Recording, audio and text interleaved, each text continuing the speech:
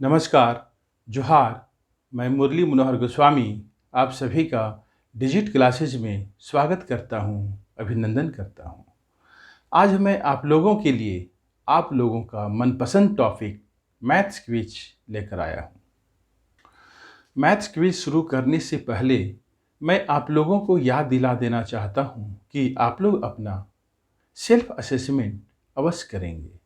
जब मैं आप लोगों से प्रश्न पूछूंगा तो आप उस प्रश्न का आंसर अपनी कॉपी में अवश्य लिखेंगे और जब मैं प्रश्न का आंसर बतला दूंगा तो उसे मिलान करते हुए सही का टिक और गलत का निशान लगाएंगे और मैथ्स क्विज समाप्त होने पर आप अपना स्कोर मुझे कमेंट्स के माध्यम से सूचित करेंगे तो मुझे खुशी होगी।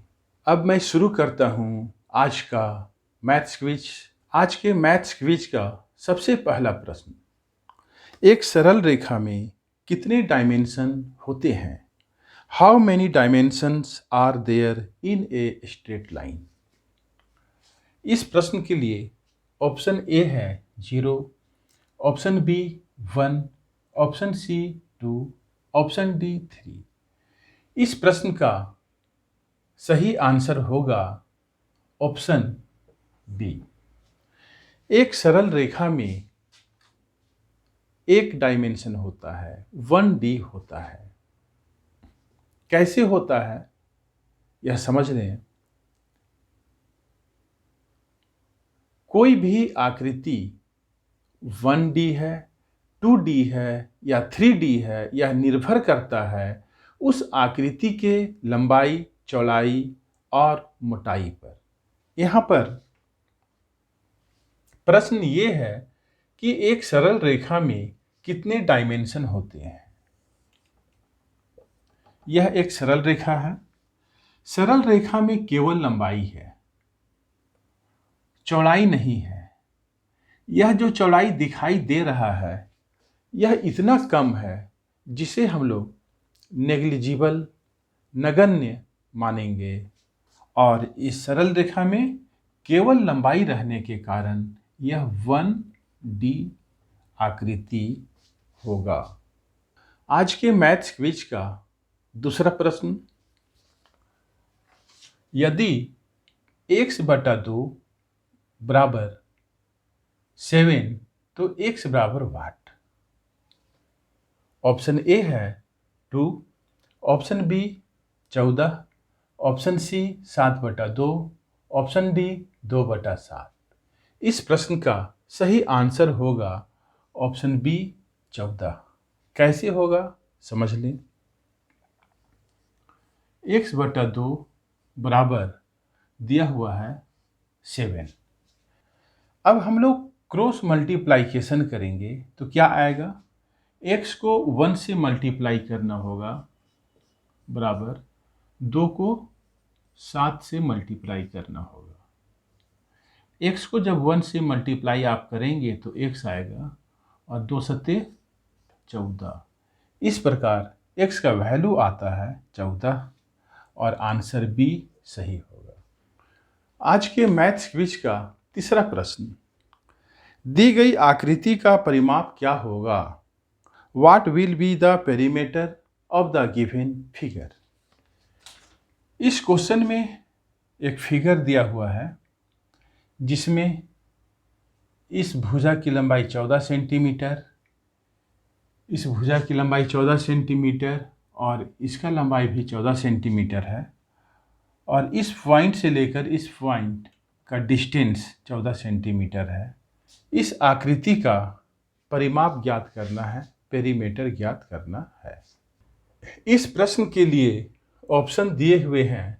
Option A 56 centimetre, option B 49 centimetre, option C 64 centimetre, option D 70 centimetre. इस प्रश्न का सही आंसर होगा ऑप्शन सी 64 सेंटीमीटर। इस फिगर का, इस आकृति का पेरीमीटर ज्ञात करना है। पेरीमीटर ज्ञात करने के लिए हम लोग क्या करेंगे? इस फिगर के बाउंड्री लाइन की कुल लंबाई ज्ञात करेंगे। इस आकृति में देखें, यह साइड 14 सेंटीमीटर है, यह 14 सेंटीमीटर है और यह 14 सेंटीमीटर है। तो यह लंबाई मालूम है, यह भी मालूम है, यह भी मालूम है, लेकिन यह लेंथ मालूम नहीं है। तो हम लोगों को सबसे पहले यह लेंथ ज्ञात करना होगा, और यह लेंथ देख लें, अर्धवृत्ताकार लेंथ है, अर्थात हम लोगों को अर्धवृत्त की परिधि ज्ञात करना होगा। तो अर्धवृत्त की परिधि हम लोग ज्ञात कैसे करेंगे? तो अर्धवृत्त की परिधि ज्ञात करने के लिए हम लोगों को चाहिए त्रिज्या। तो इस अर्धवृत्ताकार आकृति की त्रिज्या क्या होगा? तो चूंकि इस पॉइंट से इस पॉइंट का डिस्टेंस है 14 सेमी, यह क्या हो गया? व्यास हो गया, डी हो गया 14 सेंटीमीटर। त्रिज्या कितना होगा? तो त्रिज्या व्यास का आधा होता है, 14/2, 7 सेंटीमीटर। अब इस अर्धवृत्त की परिधि क्या होगा? तो अर्धवृत्त की परिधि का फॉर्मूला होता है पाई आर। अर्धवृत्त की परिधि बराबर पाई आर। पाई का वैल्यू होता है 22/7 गुना आर त्रिज्या। त्रिज्या का वैल्यू हम लोगों ने निकाला है 7। यह 7 हो गया, यह 7 और यह 7 कट गया। कितना आ रहा है? 22 सेंटीमीटर। तो इस अर्धवृत्त की परिधि हो गया कितना? 22 सेंटीमीटर। अब इस दी गई आकृति का परिमाप क्या होगा? तो 14 सेंटीमीटर, 14, 14, 14, 28 और 14, 42, 42 और 22 कितना होगा? 42 और 22, 2 और 2 4, 4 और 2 6, 64 सेंटीमीटर। और इस प्रकार ऑप्शन सी सही आंसर हुआ, 64 सेंटीमीटर। मैथ्स क्विज का चौथा प्रश्न, दिए गए सूत्र ए बराबर पी अंडर ब्रैकेट 1 + r/100 का होल पावर n में ए क्या दर्शाता है? What does A represent in the given formula? Option A है मूलधन, ऑप्शन बी मिश्रधन, ऑप्शन सी समय, ऑप्शन डी दर। इस प्रश्न का सही आंसर होगा ऑप्शन बी मिश्रधन, अमाउंट। ए क्या दर्शाता है? मिश्रधन दर्शाता है, अमाउंट दर्शाता है। आज के मैथ्स क्विज का पांचवा प्रश्न, मल्टीप्लाई का क्वेश्चन है। x का पावर 7 गुना x का पावर -2 गुना x का पावर -5 बराबर क्या होगा? इस प्रश्न के लिए ऑप्शन ए है 0, option B 1, option C x का power 14, option D none of these. इस प्रश्न का सही आंसर होगा ऑप्शन बी 1। कैसे होगा समझ लें।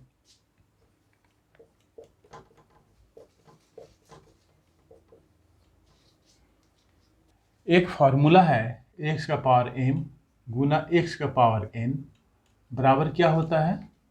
x का पावर m + n। इस फार्मूला में x का पावर m गुना x का पावर n बेस सेम है और पावर अलग अलग है, और जब इस टाइप के पद में गुना होता है तब क्या आता है? x का पावर m + n, पावर को जोड़ना होता है। तो यहाँ पर हम लोगों को क्या करना होगा? पावर को जोड़ना होगा। 7 + -2 + -5, 7 + -2 + -5, x का पावर 7। और यहाँ देख लें 2 माइनस में है और 5 माइनस में है, तो माइनस माइनस क्या होगा? प्लस। 5 और 2 7, लेकिन दोनों का चिन्ह माइनस में है, इसलिए यहाँ पर चिन्ह माइनस होगा, बराबर x का पावर, जब 7 में से 7 माइनस होगा तो कितना आएगा? 0। और यदि किसी चर या अचर का पावर 0 होता है तब उसका वैल्यू कितना होता है? 1 होता है। और यहाँ पर देखें x का पावर 0 है, इसलिए इसका वैल्यू क्या होगा? 1। इसलिए ऑप्शन बी 1 आंसर सही है। आज के मैथ्स क्विज का छठा प्रश्न, घनाभ में कुल किनारों की संख्या कितनी होती है? What is the total number of edges in a cuboid? इसके लिए ऑप्शन ए है 8, option B 4, option C 12, option D 6। इस प्रश्न का सही आंसर होगा ऑप्शन सी 12। कैसे होगा देख लें। सबसे पहले मैं एक क्यूबॉइड बनाता हूं।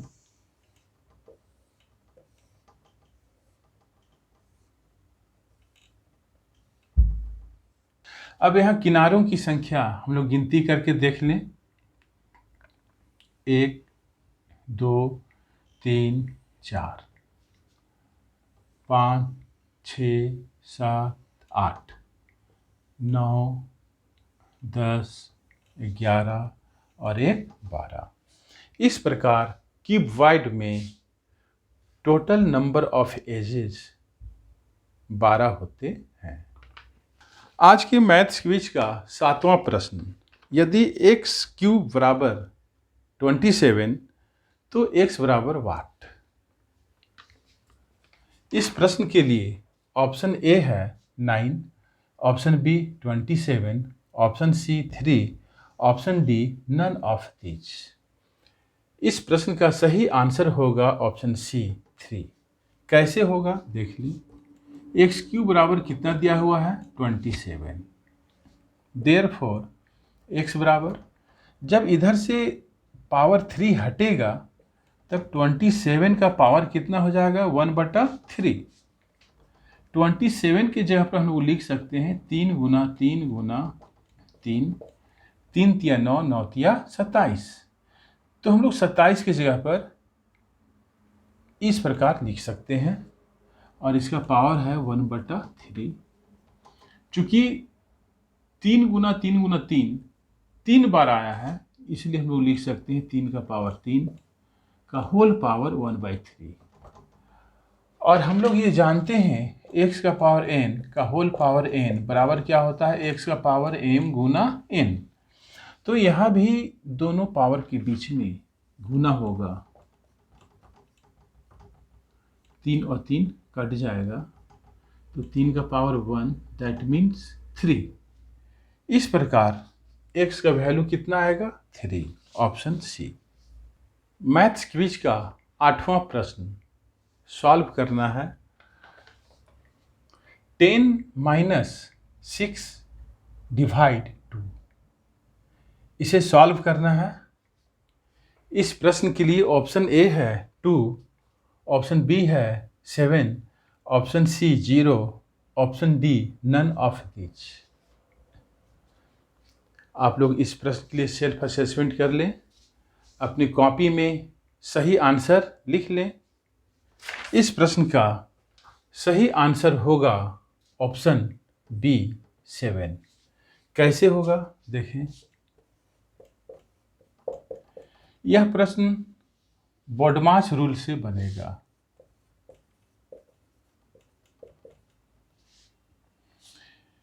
इस प्रश्न में 2 चिन्ह का प्रयोग हुआ है, एक माइनस और दूसरा भाग का। सबसे पहले हम लोगों को किस चिन्ह का काम करना है इसे देख लें।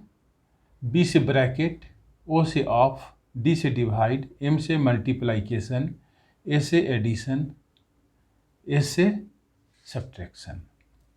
सबसे पहले हम लोगों को डिवीजन का काम करना होगा, उसके बाद सब्ट्रैक्शन का काम करना होगा। तो जब हम लोग डिवीजन का काम करेंगे, 6 को 2 से भाग देंगे तो 2 तिया 6, 3 बार में कट जाएगा। और 10 में से जब आप 3 माइनस करेंगे तो कितना आएगा 7।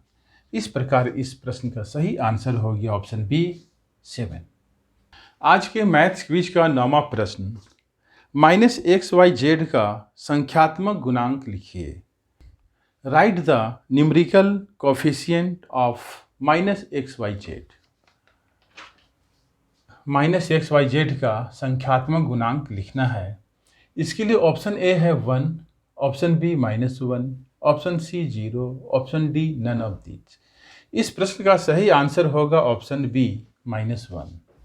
यहाँ पर देखना होगा कि एक्स वाई जेड के साथ किस संख्या का गुना है। तो यहाँ देखिए संख्या तो दिखाई नहीं दे रहा है, लेकिन माइनस दिखाई दे रहा है। और किसी भी वेरिएबल के साथ 1 का गुना निश्चित रूप से रहता है, इसलिए हम लोग लिखेंगे -1, क्योंकि माइनस दिखाई दे रहा है और 1 सभी वेरिएबल के साथ गुना के रूप में मौजूद होता है, इसलिए -xyz का संख्यात्मक गुणांक -1 होगा। आज के मैथ्स क्विज का अंतिम प्रश्न क्वेश्चन नंबर 10 और बहुत ही इंपॉर्टेंट प्रश्न है। 0 का गुणात्मक प्रतिलोम क्या होगा? What will be the multiplicative inverse of 0? इसके लिए ऑप्शन ए है 1, option B -1, option C 0, option D परिभाषित नहीं है, नॉट डिफाइंड। इस प्रश्न का सही आंसर होगा ऑप्शन डी, परिभाषित नहीं है, नॉट डिफाइंड। कैसे? सबसे पहले हम लोग ये जान लें कि मल्टीप्लाइकेटिव इन्वर्स किसे कहते हैं। जब दो संख्याओं का गुणनफल 1 होता है, तब दोनों संख्याएं एक दूसरे के मल्टीप्लाइकेटिव इन्वर्स कहलाते हैं।